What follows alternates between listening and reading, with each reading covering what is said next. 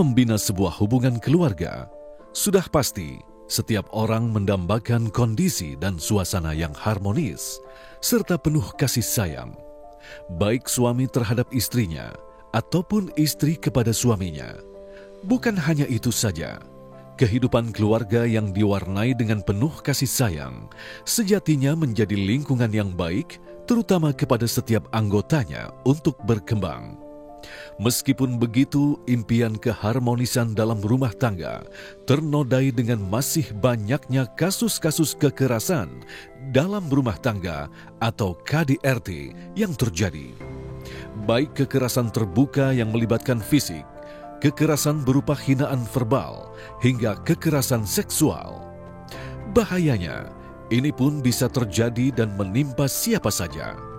Hal ini tidak dapat kita pungkiri, terbukti dengan banyaknya laporan KDRT serta video dan foto-foto kekerasan yang terjadi tersebar baik di media massa ataupun media sosial.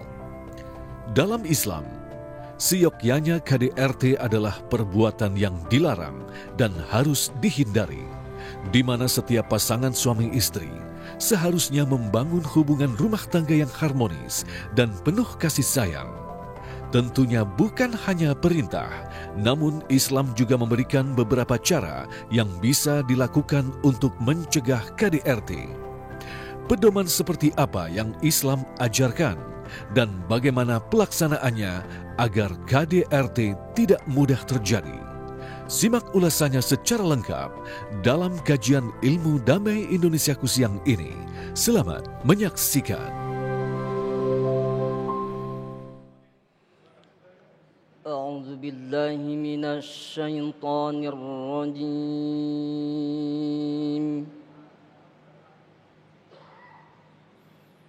بسم الله الرحمن الرحيم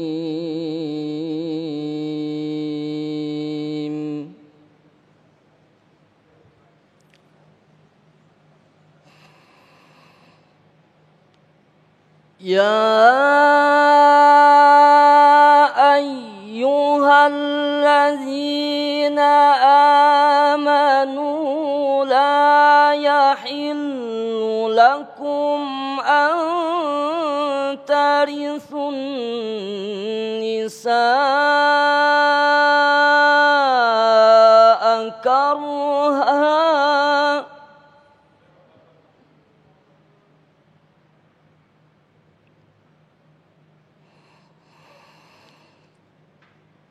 ولا تعضلوهن لتذهبوا ببعض ما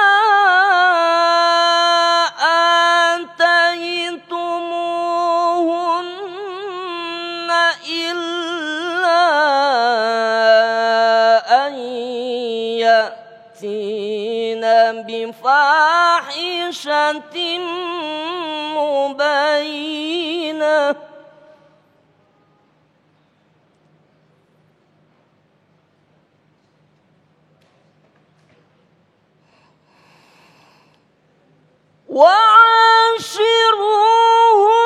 وعاشروهن بالمعروف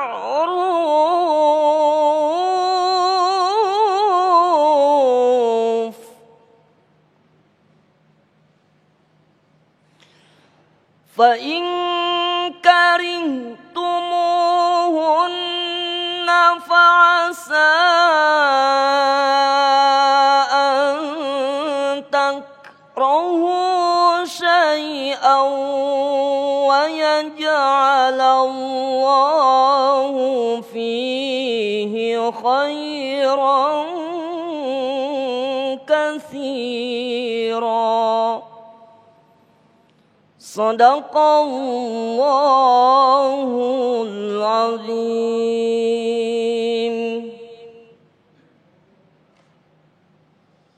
Assalamualaikum warahmatullahi wabarakatuh.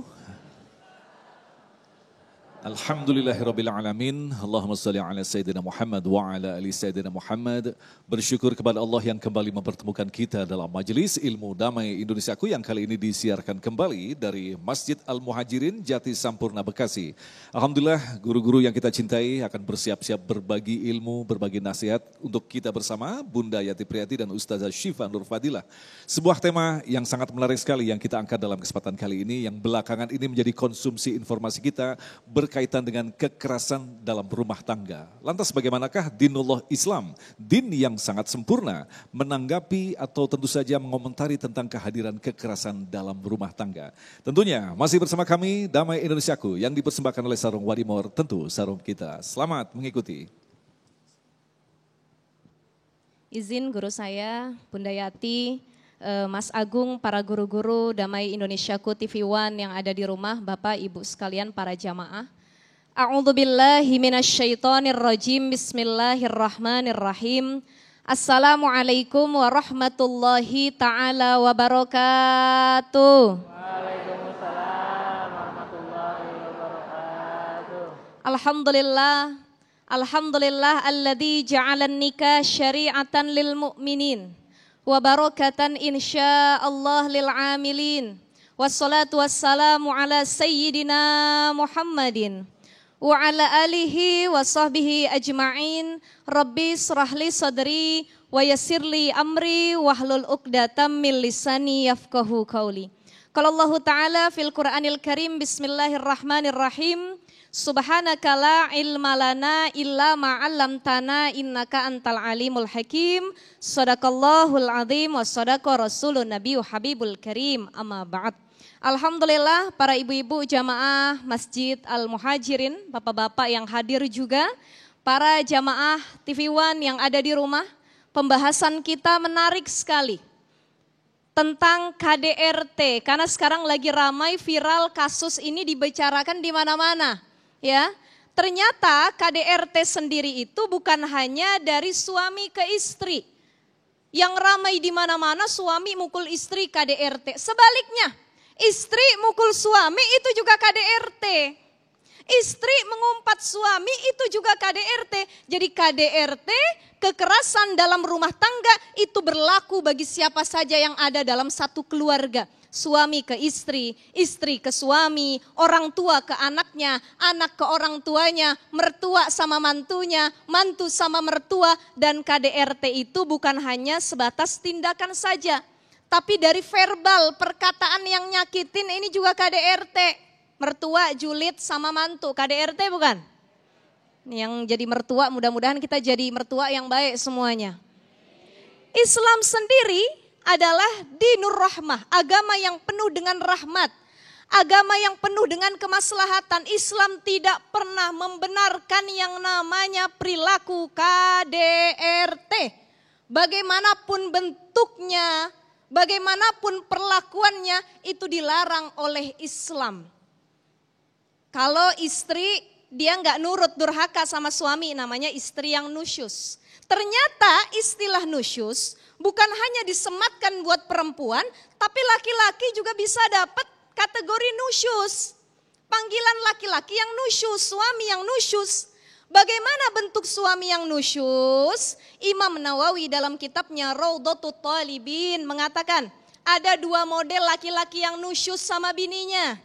Pertama, in mana ahahakon kanafakotin au kosamin, suami yang gak pernah ngasih nafkah sama istri, nahan-nahan padahal duitnya banyak. Ibu, suami di rumah pelit apa enggak? Mau jawab pelit, takut dengar. Dibilang gak pelit-pelit juga sama bini. Ada laki-laki yang modelnya sama orang royal, tapi sama bini sendiri, Masya Allah pas-pasin ya, cukup-cukupin ya. Padahal di kantong dia banyak.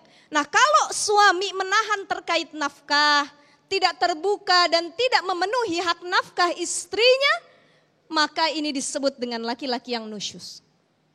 Yang kedua, kana yusi'u khalqahu wa yu'dhiha wa yadribuha bila sababin. Laki-laki yang nusyus itu adalah yang akhlaknya buruk, ngomongnya nyakitin, ngatain bini, ngebandingin sama orang lain.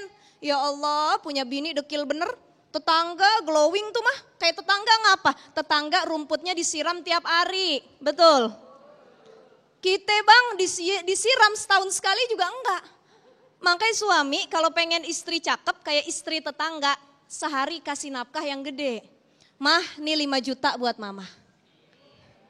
Mama pergi ke salon, silahkan mama me time, self-care, self-love. Rawat diri mama secantik mungkin.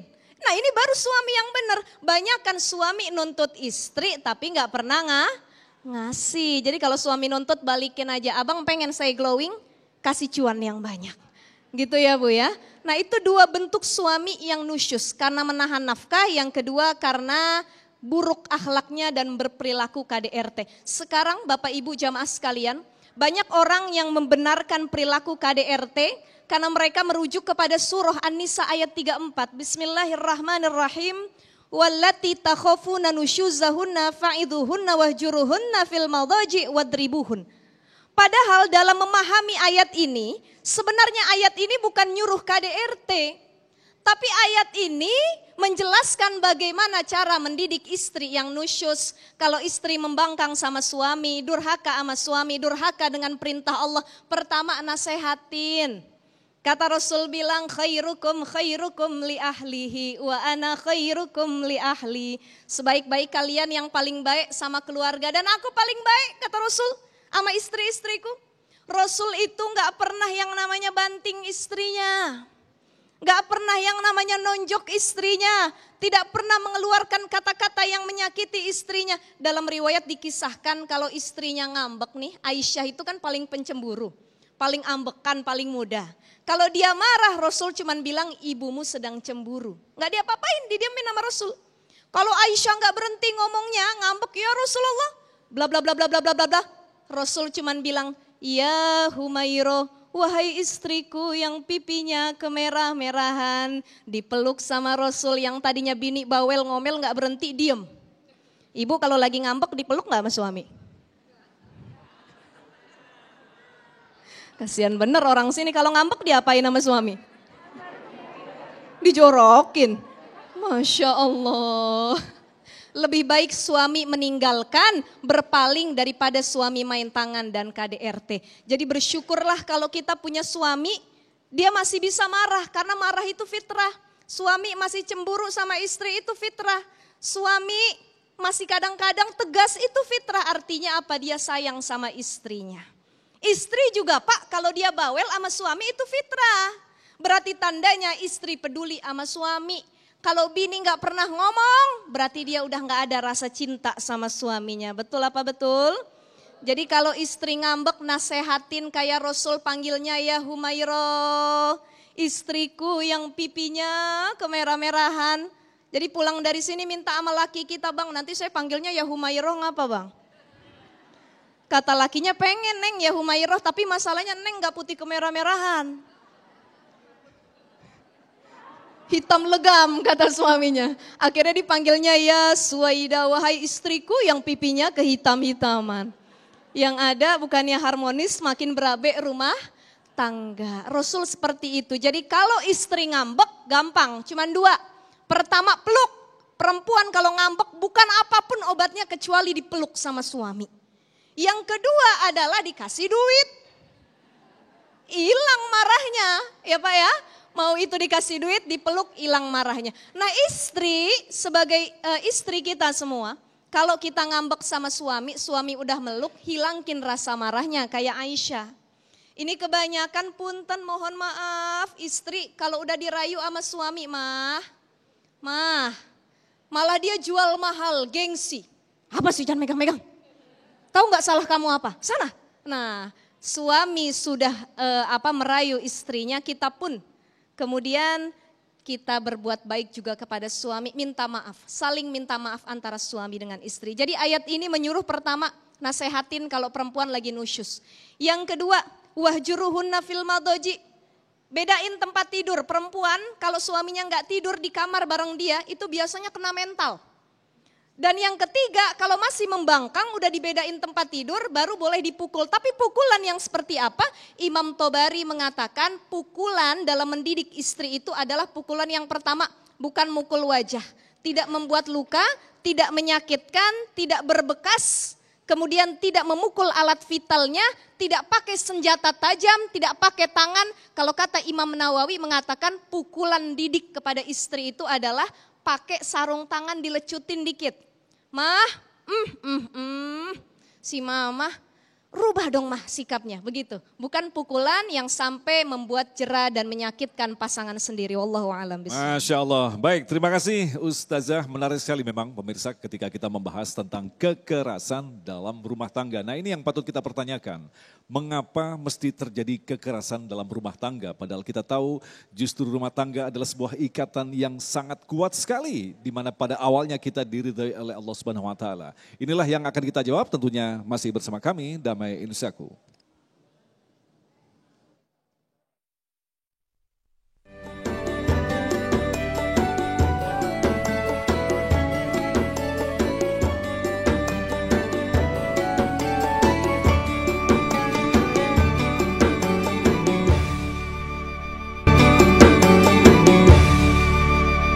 Terima kasih pemirsa, masih bersama kami Damai Indonesiaku yang mengangkat tema tentang Islam dalam memandang kekerasan dalam rumah tangga. Nah insya Allah ini akan menjadi kritik bagi kita untuk kembali ke masa lalu ketika kita mengikatkan sebuah perjanjian. Ingatlah mitsaqon ghalidho terjadi bukan antara manusia dengan manusia tetapi antara manusia dengan Allah. Pertanyaannya, lantas mengapa mesti terjadi kekerasan di dalam rumah tangga? Bunda Yati akan menjelaskan untuk kita, silakan Bun. Terima kasih Ustadz Agung. Assalamualaikum warahmatullahi wabarakatuh. Alhamdulillah. Alhamdulillahilladzi anzala sakinata fi qulubil mu'minin liyazdadu imanan ma'a imanihim walillahi junudus samawati wal ard wa kana Allahu aliman hakima. Allahumma fassalli wa sallim ala habibina wa syafi'ina wa maulana Muhammadin wa ala alihi wa ashabihi wa man tabi'ahum bi ihsanin ila yaumiddin. Amma ba'd. Pemirsa TV One yang dirahmati Allah di seluruh penjuru tanah air tercinta, Bapak, Ibu, Ayah, Bunda yang sedang menyaksikan tayangan kami, semoga dalam keadaan sehat walafiat dan rukun selalu bersama keluarga. Ibu-ibu, wanita-wanita solehah, istri pujaan hati dambaan suami yang hadir di Masjid Al-Muhajirin, mudah-mudahan pulang jadi pengantin baru semua. Kalau hari ini suaminya nggak ikut, pulang ke rumah langsung suaminya dipeluk. Ya. Kalau hari ini ada bapak yang istrinya tak ikut, langsung dibetot. Kemana Pak? Dibetot kemana? Ke ruang tamu, ajak ngomong. Ini ada pesan dari Ustazah Yati dan Ustazah Syifa. Baik Bapak Ibu yang dirahmati Allah, Adinda Ustazah Syifa sudah menjelaskan tentang yang lagi viral ya Bu ya. Meskipun sebetulnya ini bukan barang baru Bu, udah lama ini Bu ya. Tapi karena sekarang ibu-ibu pada megang HP, jadi pada ngeliat ya Bu ya. Nah jika demikian sebetulnya kita gali kembali. Mohon maaf nih tanya, ibu yang hadir di sini udah nikah semua? Jujur udah nikah semua? Enak nikah? Enak? Betah nikah? Tentram? Bahagia? Masih cinta sama suami? Waduh, spontan, pantesan mukanya glowing semua. Sehari uang belanjanya cukup, napakah lahir batin cukup, betul? Maka inilah cerminan kehidupan rumah tangga yang sesungguhnya. Jika ada pertanyaan, mengapa dalam rumah tangga terjadi kekerasan dalam rumah tangga KDRT yang meliputi, kata Ustazah Syifa, betul, bukan hanya suami pada istri, tapi istri juga pada suami. Kadang-kadang itu lebih sakit di tohoknya suami, omongan istri tajam kayak belati. Bu, Masya Allah, itu suaminya diem kagak bisa ngomong. Mau ngomong kagak ada kata-kata yang enak dikeluarin Bu. Diem nyesek, alhamdulillah akhirnya bisa pergi ke pos ronda. Bu, itu juga kekerasan, verbal namanya. Tapi kebalikannya ada juga orang tua yang melakukan KDRT terhadap anak. Masya Allah tadi lisannya tajam. Padahal kalau ada masalah terhadap anak, tanya dulu kita orang tua. Lalu kita kembali kepada pesan Allah. Untuk apa kita nikah Bu? Pernikahan dalam undang-undang, Bu, ya, nomor 1 tahun 1974 adalah ikatan lahir batin, Bu, antara suami istri, Bu. Kalau ikatannya adalah lahir batin diikat, Mas Agung bilang ikatan itu apa? Betul, bahasa Al-Quran, mitsaqan ghalidhah. Mitsaqan ghalidhah dalam Al-Quran sama jurusnya, sama kedudukannya dengan ikatan para nabi dalam mengemban wahyu Allah. Wa akhadna minkum mitsaqan ghalidha. Jadi pada saat akad nikah, laki-laki kemudian memegang tangan wali dari bapak kita atau yang mewalikannya. Allah menjadi saksi, Aras menjadi saksi untuk apa? Buka surah Ar-Rum ayat 21. Ini sering dibaca kalau mau pengantin. Betul.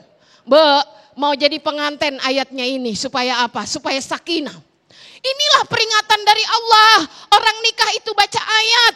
Baca ayat itu mesti belajar tahsin. Mana wakaf, mana mat, baca yang benar. Supaya kita tidak berdosa membaca Al-Quran. Orang yang menikah memegang rambu-rambu dan aturan, maka akan sampai kepada apa yang dipesankan Allah ini. Apa firman Allah? A'udzubillahi minasyaitonirrajim. Wa min ayatihi an khalaqalakum min anfusikum azwaja. Allah ciptakan kita pasangan. Tanpa pasangan sepi hidup kita. Laki-laki sendirian, tak ada teman bicara. Nabi Adam diciptakan seorang diri, hatinya berkata dan Allah dengar, alangkah indahnya jika ada pendampingku. Allah ciptakan Ibu Hawa, hadir di sana. Pasangan, semua yang diberikan oleh Allah saat ini adalah dialah laki-laki terbaik untuk kita. Meskipun fisiknya sudah berkurang, lihat di matanya, Bu, ada Allah walaupun cinta sudah mulai berkurang. Bu, kalau suami lagi tidur dilihatin, ya Allah Pak, sekarang sudah bongkok, sudah ubanan. Demi aku engkau berjuang Pak. Ibumu yang nyekolahin kamu Pak, udah kerja, minta nikah, gaji pertama diberikan pada istri. Istri juga begitu, kalau lihat suami, ya Allah mah dulu langsing kayak biola Spanyol, sekarang langsung. Ya Allah mah, dulu rambutmu terurai legam, sekarang sama aja banyak kembang jambunya. Dari langsing sampai langsung, dari hitam sampai memutih. Ku ambil engkau dari orang tuamu atas nama Allah, dititipkan amanah. Sang bapak berkata, Mas, titip anak perempuanku. Sejak akhir balik aku tak pernah melihat tubuhnya karena aturan agama seperti itu. Kuserahkan kepadanya. Kepercayaanku padamu lebih dari kepercayaan Allah menitipkannya padaku. Semuanya menjadi amanah. Maka disinilah nilai kuatnya Allah menjadi saksi. Untuk apa? Litaskunu ilaiha. Supaya apa Bu? Tenang. Pulang ke sini ada suami, Masya Allah. Walaupun hadir di panggung ini ada Mas Agung, tak mampu mengalahkan ketampanan suami di rumah. Karena Mas Agung sudah ada yang punya. Inilah mata Ibu. Tak ada laki-laki tampan di dunia ini kecuali suami kita. Apapun adanya, itulah yang Allah berikan. Jadi ketika mata bertatapan dengan suami istri, Masya Allah, Allah rahmati. Tangan bersentuhan Allah rahmati. Apalagi dilanjutkan setelah itu terserah Anda. Ini ada kenapa? Litaskunu ilaiha. Para bujang waktu belum punya istri, nyampe rumah gelisah, pakaian gak ada yang lipetin, kasur gak ada yang beresin. Dia bilang sama emaknya, Mak pengen nikah. Kenapa emang? Supaya ada yang ngurusin. Nikahlah mereka. Tenang, dari tempat kerja pengen buru-buru pulang. Ini ketenangan. Ketenangan itu lahir dari jiwa yang saling mencintai. Karena nikahnya ada ilmunya. Nikahnya diniatkan ibadah karena Allah Subhanahu wa ta'ala. Terima kasih Bunda yang kembali mengingatkan kepada kita betapa ternyata pernikahan bukan sekedar menyatukan dua pribadi, tetapi bagaimanakah keduanya mampu membangun jalan yang lurus tentu saja menuju surganya Allah Subhanahu wa ta'ala. Baik, insya Allah di segmen 3, 4, dan 5 nanti kita akan jawab pertanyaan-pertanyaan Anda. Untuk itu kita buka pertanyaan terlebih dahulu yang akan disampaikan oleh Ibu Sri. Silakan Bun. Baik.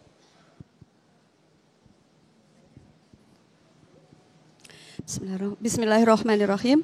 Assalamualaikum warahmatullahi wabarakatuh.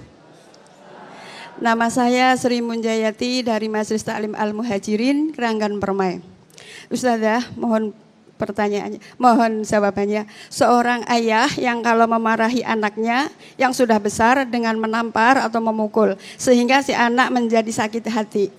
Bagaimana caranya menasehati anak tersebut supaya tidak dendam terhadap orang tuanya? Terima kasih. Wabillahi taufiq wal hidayah. Assalamualaikum warahmatullahi wabarakatuh. Jawaban kita akan sampaikan selepas pesan-pesan berikut ini. Damai Indonesiaku yang dipersembahkan oleh Sarung Wadimor, tentu sarung kita.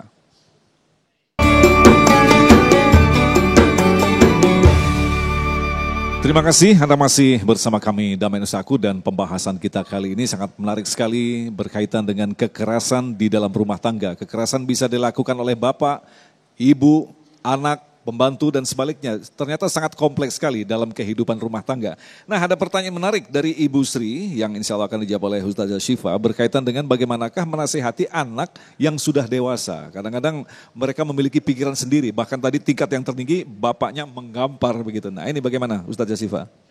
Baik, bismillahirrahmanirrahim. PR orang tua ketika anaknya sudah sampai usia baligh, kan ada 3 tahapan ya. Ada usia 0 sampai 7 tahun, 7 sampai 14 tahun, 14 tahun sampai usia dewasa ke atas tuh. Nanti mereka sudah berkeluarga, itu beda lagi cobaannya. Orang tua nasehatin anak yang udah punya istri, yang udah punya anak, itu beda lagi. Lebih menjadi PR lagi buat orang tua. Maka dari usia anak, 14 tahun ke atas, itu model nasehatinnya bukan lagi dengan nyuruh merintah. Kamu jangan begini, kamu begitu dong. Itu anak sudah punya pandangan tersendiri, sudah lebih matang dirinya. Maka yang harus dilakukan oleh orang tua adalah adanya diskusi.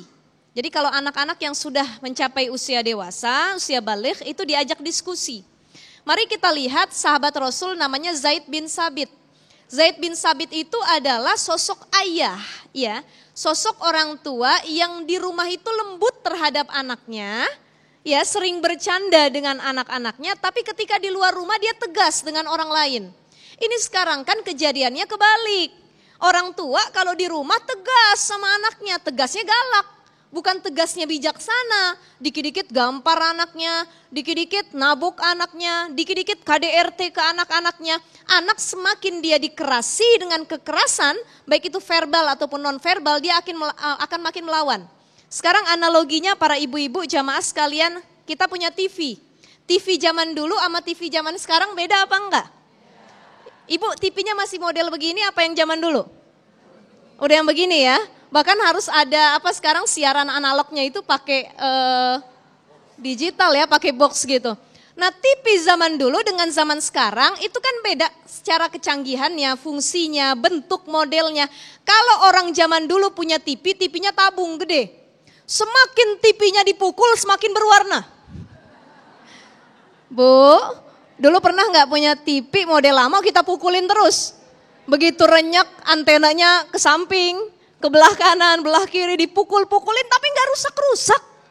Makin cakep malah. Itu TV zaman dulu. TV zaman sekarang kita banting dikit, dilempar dikit, hilang apa enggak gambarnya? Hilang. Itulah analogi. Atau bisa kita ibaratkan bagaimana cara mendidik anak zaman sekarang dengan anak zaman dulu. Kita dulu nggak mau ngaji, dipukul sama orang tua, ya. Kita marah apa enggak? Karena tahu kita salah. Dulu kita dihukum sama guru, yang diomelin anaknya apa gurunya? Anaknya. Udah kalau bisa ditambahin hukuman, emang lu bader bener jadi anak, kata orang tua. Tapi orang tua zaman sekarang ketika anaknya mohon maaf, ya, diberi hukuman oleh gurunya, yang dilaporin polisi siapa? Gurunya. Belum lama ada kasus viral, guru botakin anaknya. Gurunya dibotakin sama orang tuanya. Ini kan Masya Allah, ini pelajaran penting buat kedua belah pihak. Buat anak ya, beruntunglah kita masih punya orang tua. Jadi yang lagi nonton ini anak-anak muda, anak milenial zaman sekarang. Orang tua masih ada di sisi kita, berarti surga kita masih ada di depan mata.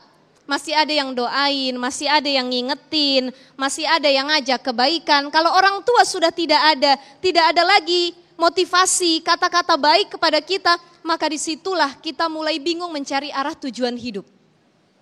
Buat para orang tua, sebaik mungkin, sebisa mungkin kita contoh Zaid bin Sabit. Kalau di rumah lemah lembut, bercanda sama anak, kalau di luar tegas. Ini kebanyakan di luar dia bercanda sama orang.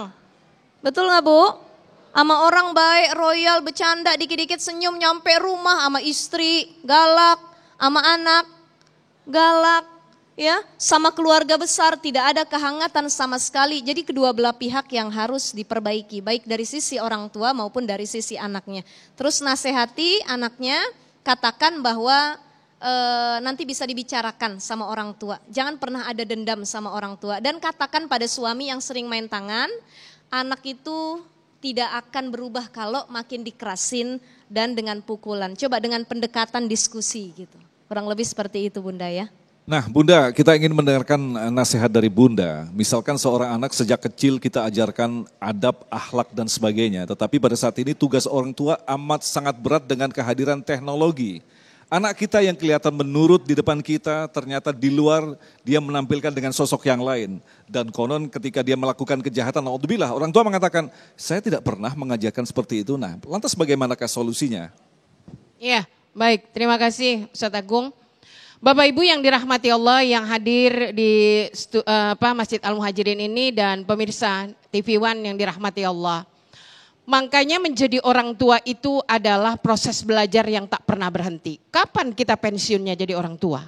Apakah ketika anak-anak nikah justru anak-anak udah menikah malah bertambah, tambah mantu, tambah cucu. Apakah ibu-ibu pensiun? Tidak.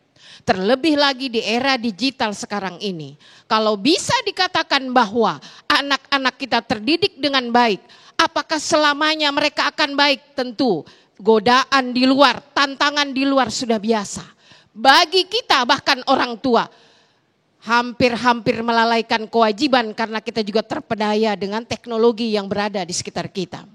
Mengapa kadang anak-anak menampakkan sikap baik, sikap nurut tetapi di belakang sana mereka malah kebalikannya. Itu tadi masih nyambung dengan persoalan pertanyaan yang pertama. Makanya mendidik itu dengan hati. Hati tidak akan pernah berdusta. Hati itu senangnya pada hal-hal yang benar-benar memang lahir dengan ketulusan dan keikhlasan. Kekerasan hanya akan melahirkan kebencian. Pendidikan dengan kekerasan hanya akan nurut sesaat. Anak perempuan diperintahkan berhijab. Dia hanya akan berhijab di depan orang tuanya. Sampai sekolah, sampai angkot hijabnya dimasukin tas. Kenapa? Karena orang tua mengajarkannya dengan ancaman. Mengajarkannya dengan kekerasan, bukan cinta dan kasih sayang.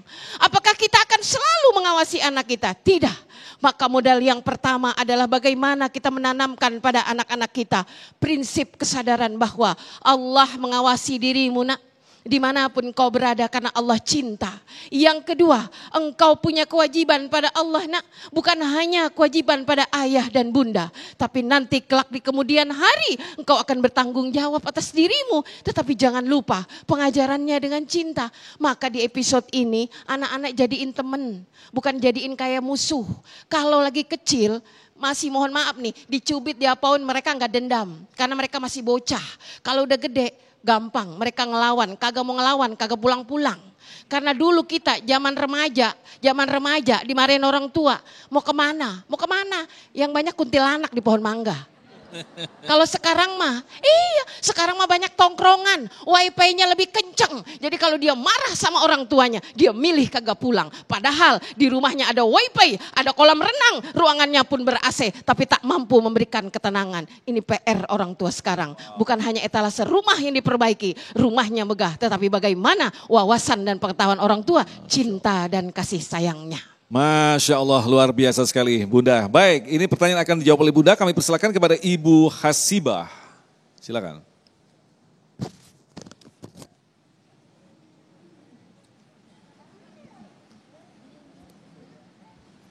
Assalamualaikum warahmatullahi wabarakatuh. Saya Ibu Hasibah Hamim dari Majelis Ta'lim Al-Muhajirin Keranggan Permai. Mau tanya Ustazah, masalah KDRT yang sedang viral kasusnya akhirnya tersebar di sosmed. Bila kasusnya selesai, putusan suami yang melakukan KDRT di penjara. Pertanyaannya, dosakah seorang istri sementara istri pada saat pada saat di KDRT memang tersiksa batin dan fisiknya. Terima kasih. Assalamualaikum warahmatullahi wabarakatuh. Waalaikumsalam warahmatullahi wabarakatuh. Silakan Bunda. Masya Allah ya. Ibu yang dirahmati Allah, khusus bagi yang bertanya, tapi inilah pertanyaan jawaban juga nanti buat semua. Kalau ada tetangganya, saudaranya, terlebih kita yang merasakan. Itu makanya kuncinya. Setiap ada persoalan antar suami istri, jangan buru-buru ke pengadilan. Jangan buru-buru, apalagi pakai di share ke media sosial. Nanti kalau hati berubah, malu. Kemarin bucin, sekarang. Bu, lihat bagaimana ajaran Al-Quran. Lihat bagaimana ajaran Allah Subhanahu wa Ta'ala. Tadi ayatnya udah dibaca sama Ustazah Syifa. Ya, di surah An-Nisa ayat 35. Kalau ada pembangkangan, kalau ada persengketaan, syikok namanya Bu. Belum perceraian. Sengketa antara kita. Datangkan, susah nih, suami marah, kita juga males mau nanya, bini juga romannya ditoel-toel kagak mau nengok. Bu, datengin orang yang bisa dipercaya dari belah pihak. Kalau sama keluarga mah masih ketutup. Bu, sama keluarga mah masih terjaga. Masya Allah, satu lagi contoh. Lihat bagaimana ketika Rasul Shallallahu Alaihi Wasallam datang ke rumah putrinya Fatimah. Rasul bertanya, biasanya selalu berdua. Tiba-tiba datang kok putrinya, wajahnya juga enggak enak. Ditanya, iya Fatimah, kemana putra pamanmu? Ayahanda, kami sedang ada masalah. Aku enggak tahu dia pergi kemana. Itu marahnya gaya putri Rasul. Rasul Shallallahu Alaihi Wasallam keluar di perjalanan nanya, apakah kamu melihat menantuku Ali? Iya Rasul, Ali menantumu ada di masjid. Masya Allah, begitu laki-laki yang cakep. Kalau kesel sama bini, nyautin takut bini tambah marah, pergi Pak ke masjid. Pak, jangan ke tongkrongan. Nanti banyak isu di sana. Gua kata lu apa, jangan nikah sama dia dari dulu, dikomporin Pak. Datang ke masjid. Ali di sana dilihat sama Rasul, ya Allah lagi telungkup. Sorbannya jatuh. Diambil sama Rasul, ya Aba Turabkum. Ngelihat suara mertuanya, kaget Ali, ya Allah, mertua datang, nggak dibahas, emang apa ada di sini? Kagak. Diajak ngobrol, Bu. Diajak ngobrol yang enak, yang happy. Rasul tidak mau tahu apa urusan mereka. Rasul ademin hatinya, itu mah biasa. Subhanallah, benar-benar suami idaman dan mertua idaman Rasul. Jadi seperti inilah kita. Jangan mudah terpancing. Kalau udah seperti itu persoalannya, suami di penjara lama-lama dipikirin, susah juga gue suami di penjara. Gak ada yang nyari duit, anak nanyain mulu. Waspada. Kenapa? Karena ketika kita bicara hukum, ada hukum pidananya. Karena aturan ini bukan hanya berlaku dalam hukum Allah, juga diterapkan dalam hukum negara. Maka waspada. Kata maaf inilah islah. Wasulhu khair, memaafkan dan saling berdamai, itulah lebih baik kata Allah. Allahu Akbar, luar biasa sekali. Baik, kita masih menyimpan beberapa pertanyaan lagi, tentunya kita akan jawab selepas pesan-pesan berikut ini. Damai Indonesiaku yang dipersembahkan oleh Sarung Wadimor, tentu sarung kita.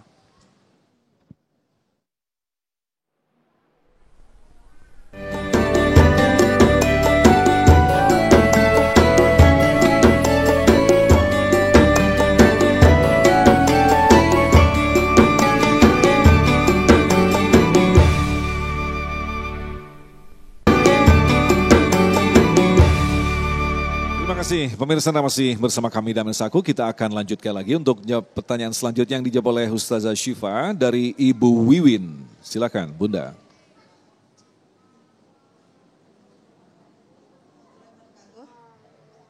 Ustazah Syifa, Ustazah Yati, izin bertanya, apabila pada masa lalu, masa kecil seseorang sering menerima KDRT, sehingga dia seperti banyak memori untuk melakukan lagi KDRT itu. Bagaimana supaya dia tidak melanjutkan melakukan itu lagi ketika dewasa di keluarganya? Terima kasih. Baik, ini pertanyaan bagus sekali. Jadi artinya ketika orang mengalami trauma sejak masa kecil, kadang-kadang ketika kita paksa untuk tidak keluar, tanpa disadari kadang-kadang keluar, apalagi dalam bentuk kekerasan. Ustazah. Betul. Ini Waalaikumsalam warahmatullahi wabarakatuh. Kalau sekarang lagi hits nih Mas Agung, ini istilahnya inner child, ya. Jadi kayak luka masa lalu, luka di masa kecil, luka pengasuhan dulu.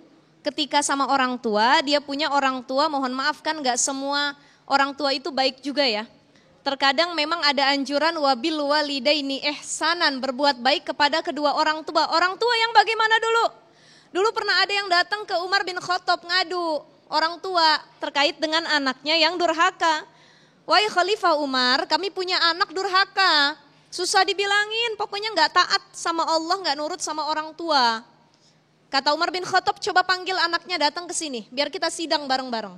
Begitu dipanggil sama anaknya, ditanya sama Umar bin Khattab, kamu benar durhaka terhadap orang tuamu? Wahai Umar, sebelum aku menjawab, aku pengen nanya, kata anak itu. Apakah durhaka itu hanya didisbatkan kepada anak kepada orang tua, atau juga orang tua bisa durhaka terhadap anak? Umar bin Khattab mengatakan orang tua pun bisa durhaka kepada anak. Pertama, ayantaqiya ummahu, kalau dia salah nyariin ibu buat anak-anaknya. Makanya paling penting dalam mendidik anak dalam satu keluarga itu bentengnya di ibu. Kalau seorang laki-laki salah pilih istri, salah nikahin perempuan, efeknya, impactnya nanti terhadap si anaknya. Kalau kata Mbah Mun, almarhum, Mbah Maimun Zumer bilang, kalau nyari istri sebisa mungkin yang lebih cinta sama akhirat daripada dunia. Karena kalau nyari istri yang cintanya sama dunia, dikit-dikit materi, harta dan lain sebagainya, ini pun akan mengajarkan anaknya untuk cinta sama dunia. Kenapa? Depan anak ngomongnya dunia mulu. Neng, emak habis belanja katanya. Ini cakep bajunya begini, begitu. Neng, itu mobil cakep bener tuh, mobil tetangga. Anaknya diajak gibah. Ada gak orang tua yang kalau gibah ngajakin anak? Ada ya? Ada orang beli kipas angin, kita yang muter-muter. Orang pasang AC, kita yang menggigil. Ya, orang beli kompor, bawahnya ada open, kita yang kepanasan gerah tiap hari rasanya. Dan gitu ngomong keburukannya, ngomongin orang sama anak sendiri, ini kan berarti perihal dunia. Jadi kata Umar bin Khattab, orang tua bisa durhaka terhadap anak kalau dia salah memilihkan ibu yang baik. Yang kedua, dia ngasih nama yang tidak baik. Wahai Umar, kata anak ini, aku dinamain Kumbang. Namaku Kumbang. Ya, kata Umar, ini berarti orang tuanya tidak memuliakan anaknya. Kemudian kata Umar, yang ketiga orang tua yang baik ya adalah orang tua yang mengajarkan Al-Quran. Jadi kalau ada orang tua tidak mengajarkan Al-Quran kepada anaknya, maka dia orang tua yang durhaka sama anak. Dan anak ini bilang, wahai Umar, ketiga-tiganya ini tidak dilakukan oleh ayah saya. Otomatis saya pun durhaka kepada orang tua. Nah, inilah terkadang yang membuat anak dendam sama orang tua pas udah gede. Itulah pentingnya kalau anak masih kecil, Bu, kita sebagai orang tua harus menjaga kewarasan kita. Ibu, perempuan harus waras enggak? Harus waras. Makanya kalau udah pusing mikirin rumah tangga, ngurus keluarga, ngurus anak, sesekali kita butuh me time. Biarpun cuman kerimbat harganya 25.000 ke salon, itu udah me time buat ibu-ibu. Udah melegakan pikiran. Apalagi kalau diajaknya ke pasar, ke mall, walaupun gak beli, cuman lihat-lihat doang. Itu sudah jadi me time. Kalau perempuan sudah waras pikirannya, hatinya, dia pun akan memberikan kebahagiaan, menularkan kepada pasangannya. Suami istri waras, saling bahagia, mereka akan lebih kompak dan lebih lembut dalam mendidik anak-anaknya. Kenapa ada ayah main tangan sama anaknya? Kenapa ada ibu yang tega membunuh anaknya? Karena dua-duanya secara psikisnya itu tidak sehat.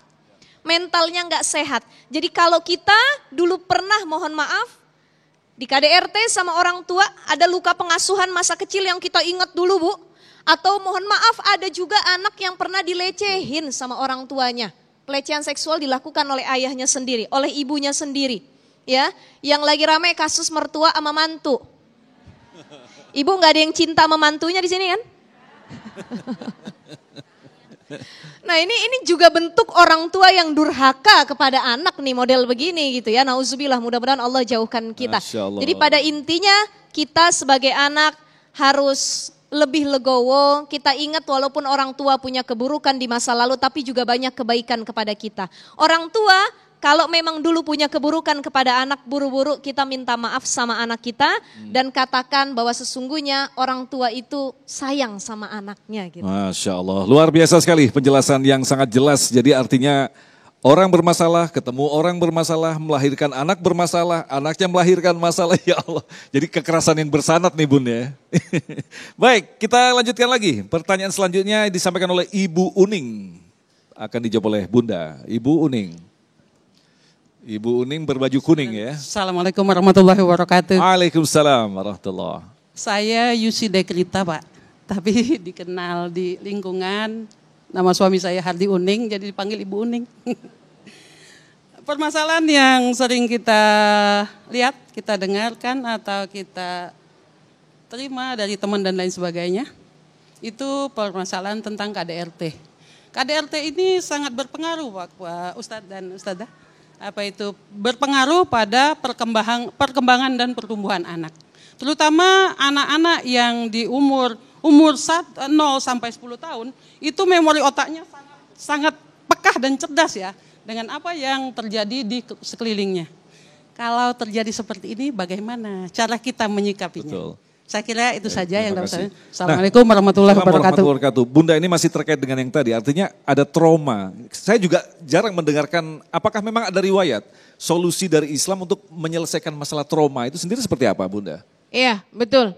Bapak Ibu yang dirahmati Allah, pemirsa TV One dan jamaah yang hadir, ketika kita melihat gambaran dalam hidup ini, itu akan tercatat terus dalam perjalanan kehidupan kita ke depan. Apakah bisa diobati? Bisa. Karena manusia mampu mengupgrade dirinya. Ya, hati ini bening, hati ini bersih. Kekotoran itu muncul karena manusia yang mengotorinya. Kullu mauludin yuladu 'alal fitrah. Anak yang diberikan pada orang tua itu bersih, dicoret-coret sama orang tuanya, merah, kuning, hijau. Kemudian bagaimana menghilangkannya? Tentu itu semua butuh proses. Mudah lebih memperbaiki atau menata dari awal? Tentu lebih mudah kita dari awal. Makanya jadi orang tua itu perlu sekolah. Kenapa? Karena orang tua itu madrasah utama. Baik ibu maupun bapak, bapak kepala sekolahnya, ibu gurunya. Kurikulumnya mana? Al-Quran, contoh dari Rasul, hadisnya, para salafus saleh, contoh bagaimana ibu-ibu ulama kita mendidik putranya. Bagaimana ibunya Imam Syafi'i, kekurangan materi. Jangankan untuk nyekolahin anak, makan aja susah. Tapi putra-putra beliau menjadi putra yang bisa didambakan. Kenapa? Karena tak pernah disentuh dengan kekotoran. Kalau seseorang anak kita mengalami trauma, baru kita minta bantuan orang lain. Baru kita ke sana dan ke sini. Kenapa anak saya? Padahal sebetulnya obat paling utama adalah dari orang tua. Orang tua yang mesti merubah pola asuh. Dari kekerasan akan menjadi anak-anak kita laki-laki yang keras. Kekerasan tidak akan menyelesaikan masalah, tetapi malah memunculkan masalah. Balut dia dengan cinta dan kasih sayang. Yang pertama kuncinya, jangan pernah segan untuk meminta maaf pada anak. Jangan mentang-mentang orang tua gengsi, saya orang tua kenapa minta maaf sama anak. Kata maaf itu bisa memblacklist semua kesalahan kita Bu. Kalau salahnya pagi sebelum matahari terbenam, nak maafin mama ya, tadi kok ngomongnya agak kasar ya. Terobati. Tidak sulit Bu meminta maaf. Rubah pola asuh kita dari sok tahu menjadi media dialog yang indah. Kenapa? Karena orang tua juga perlu belajar dari anak. Tua pasti berpengetahuan belum tentu. Ego yang muncul membuat anak menjadi tertekan, katanya kami orang tua, kamu anak. Ingat, anak bukan bawahan kita. Anak tidak meminta rejeki dari kita, karena anak punya rejeki dari Allah. Anak bukanlah budak kita, tapi dialah aset penting sampai ke yaumil akhir nanti. Kalau anak dibesarkan dengan dendam dan kekerasan, nanti kalau dia punya anak, dia limpahkan pada anaknya 7 turunan yang dibesarkan dengan kekerasan. Pelajarannya adalah, yuk mari bersama-sama, kalau masih ada anak-anak yang trauma, rangkul. Walaupun bukan anak kita, cintai mereka, beri nasihat. Kalau ibu tak mampu memberi nasihat, kasih WA Ustazah Yati dan Ustazah Siva. Bu, mereka adalah generasi kita, keturunan kita yang kelak di kemudian hari nama ibu berlabel. Kalau anak sukses bukan gurunya yang ditanya. Kalau anak gagal, semuanya orang tua. Sukses pun yang bangga orang tua. Hafal 15 juz, yang nulis status emaknya. Alhamdulillah 15 juz. Yang ngajarin, yang ngantuk, murojaahnya, gurunya. Yang bangga emaknya. Giliran anak jelek, bapaknya marah. Ngapain aja di rumah, anak kayak begini. Lah Pak, tidak ada persoalan yang dilimpahkan pada satu atau dua orang, tetapi ketika bersalah, yuk kita munajat kepada Allah. Rabbana zalamna anfusana wa illam taghfir lana wa tarhamna lanakunanna minal khasirin. Nabi Adam tak menyalahkan ibu Hawa karena diusir ke surga. Ibu Hawa tak menyalahkan iblis gara-gara gue sama laki gue jadi terusir. Tidak, tapi keduanya mohon pada Allah, Rabb kami zalim pada diri kami, jika bukan karena ampunanmu rugi kami. Belajar dari ibu Hawa dan Nabi Adam. Insya Allah mudah-mudahan kita kembali ke jalan yang benar. Amin ya Allah ya Rabbal Alamin. Oke, masih ada satu pertanyaan lagi yang akan disampaikan oleh Ibu Muktamarah. Silakan Bunda. Bismillahirrahmanirrahim. Assalamualaikum warahmatullahi wabarakatuh. Ustadzah, perkenalkan nama saya Muktamarah dari Majlis Taklim At-Taubah. Ingin bertanya, ketika terjadi KDRT secara fisik dalam keluarga gitu, batasan apa dalam Islam seorang perempuan boleh bertahan di dalam rumah? Terima kasih. Assalamualaikum warahmatullahi wabarakatuh. Waalaikumsalam warahmatullahi wabarakatuh. Ini pertanyaan menarik sekali. Kita akan jawab selepas pesan-pesan berikut ini. Damai Indonesiaku.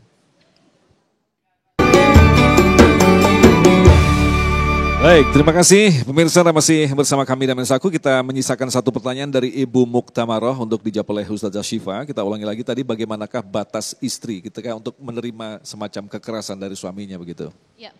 Kalau kita dapat KDRT dari pasangan, itu yang tadi disebutkan oleh Mas Agung, Bunda Yati, KDRT itu bukan hanya dari suami ke istri, tapi istri ke suami juga ya. Boleh nggak suami kalau habis di KDRT dia pergi dari rumahnya? Boleh saja. Untuk menghindari pertengkaran dan ditakutkan ada hal-hal lain yang di luar akal kita terjadi gitu ya. Karena kan istri juga bisa ngelakuin KDRT sama suami. Ini kalau menurut data dari Kementerian Perlindungan Anak dan Pemberdayaan Perempuan, di akhir tahun 2022, Oktober 2022, itu kasus KDRT itu di Indonesia mencapai 18.000 kasus. Dan mayoritas yang kena KDRT memang perempuan dengan jumlah kasus 16.000. Dan 2.000 kasus sisanya adalah laki-laki yang jadi korban KDRT. Memang mayoritas yang banyak mendapatkan KDRT adalah perempuan. Jadi kalau perempuan di KDRT sama suaminya bagaimana, bertahan di rumah atau keluar rumah? Bertahan di rumah, mohon maaf, ada yang ketakutan, takutnya dibunuh, takut makin parah, didiemin, ya, kemudian tidak diurusin dan lain sebagainya. Kadang juga kalau orang melakukan KDRT di rumah, ada orang lain yang melihat, entah orang yang bantu, ya, asisten rumah tangga, mereka diam, gak berani bantu. Karena apa? Karena diancam oleh suaminya, kalau kalian bantu, kalian kena, kalian dipecat. Apa yang harus dilakukan? Boleh gak istri keluar, dia kabur dari rumah suaminya?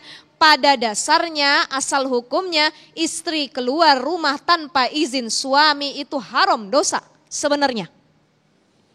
Mahakkuhu zauj ala zaujah, apa hak suami terhadap istri? Hakkuhu, haknya itu adalah Allah takhruja min baitiha illa biiznihi. Perempuan itu enggak boleh keluar rumah tanpa izin dari suami. Tetapi dalam satu kondisi tertentu ini dibolehkan, apalagi terjadi hal yang darurat seperti KDRT. Masa iya kita mau diem aja dipukulin? Maka KDRT itu bukan aib yang harus ditutupi. Habis di KDRT diam, orang tua datang. Kemudian kita bilang enggak, tadi habis kejedok pintu. Yang namanya feeling orang tua kadang bener cerita sama ibu, ceritain. Baik. Itulah orang tua nanti bisa jadi penengah. Jadi perempuan boleh keluar dari rumah tanpa izin suaminya kalau memang dia dalam keadaan darurat dan keadaan yang membahayakan termasuk KDRT. Baik, terima kasih Ustazah Syifa, Bunda, atas ilmunya di kesempatan hari ini, dan mudah-mudahan ini menjadi pelajaran bagi kita agar kita selalu berhati-hati menimbang apa yang kita lakukan, menimbang yang apa akan kita sampaikan dengan lisan kita, karena ternyata KDRT biasanya dimulai dari sesuatu yang sangat kecil sekali. Insya Allah kita termasuk orang yang dilindungi oleh Allah dari segala bentuk kekerasan yang ada di dalam diri kita. Tetaplah bersama kami, Damai Indonesiaku.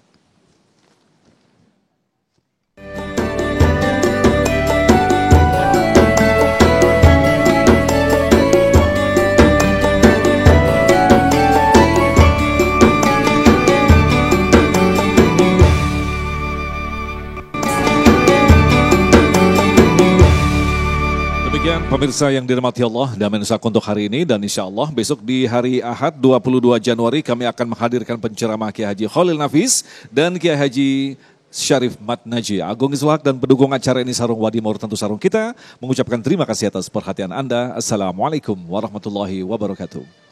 Bismillahirrahmanirrahim. Alhamdulillahirabbil alamin, hamdan na'imin hamdas syakirin.